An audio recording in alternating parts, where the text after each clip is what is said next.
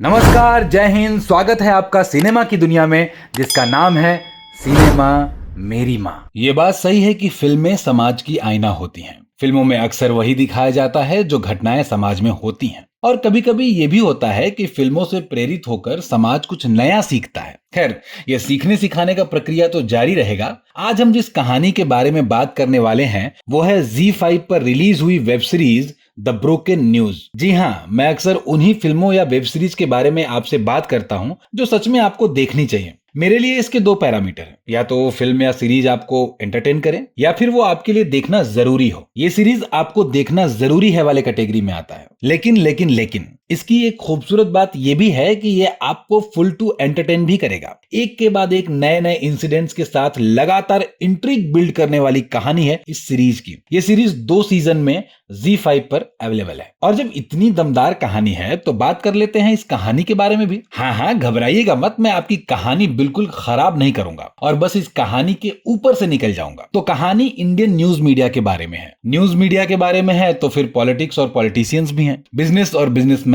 भी हैं, आम आदमी भी है। यूं कह लीजिए बादल, बिजली, चंदन, पानी, सब कुछ है। और इन सबको और इनसे जुड़े मुद्दों को बड़े ही शिद्दत के साथ रखा है लेखक ने इस कहानी में। लेकिन फिर भी ये कहानी बड़ी ईमानदारी के साथ जर्नलिज्म और journalist, news room, edit meeting और कैसे किसी मुद्दे पर अपना नैरेटिव सेट करना है उसकी इंजीनियरिंग को बहुत ही डिटेल में दिखाता है। सीरीज के बहुत सारे कैरेक्टर्स आपको आपके असल दुनिया के जर्नलिस्ट का चेहरा पहने हुए दिखते हैं। कहानी में घट रही घटनाएं जरूर काल्पनिक हैं, लेकिन किरदारों के स्वभाव, उनका दोगलापन या फिर उनकी वफा बेवफाई, उनका सुख दुख, सब कुछ असल है जो न्यूज मीडिया के लोगों के बीच घटती है, लेकिन आप तक नहीं पहुंच पाती और आप बस वही देखते हैं जो वो कैमरा पे दिखाते हैं। कहानी एकदम उस तरह से लिखी गई है जिस तरह से एक अच्छी कहानी को लिखी जानी चाहिए। दर्जनों सब क्लाइमेक्स के गुच्छे को जोड़ती हुई एक लाइन जो मेन क्लाइमेक्स तक जाती है। चलिए अपनी इस लाइन को थोड़ा और आसान करता हूं, यानी कि कहानी के हर सीन के अंत में आपको एक सब क्लाइमेक्स मिलता है, यानी कि समस्या मिलता है जिसका हल अगले सीन में होगा। और ये प्रक्रिया चलती रहती है जो लगातार आपको बांधे रखने के लिए काफी है। फिर ये सारी समस्याएं और उनके हल बड़े ही चालाकी से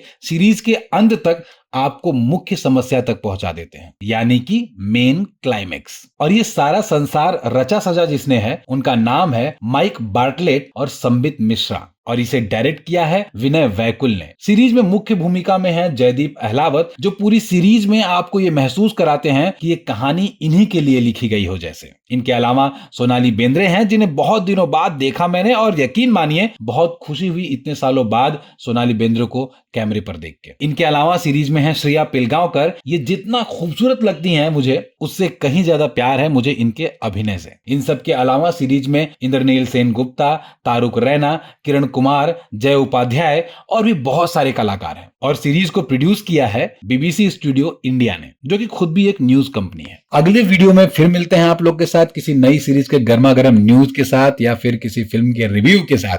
अगर वीडियो लगा हो अच्छा तो चैनल सब्सक्राइब कर लो सारे चच्चा और उनके छोटे छोटे बच्चा।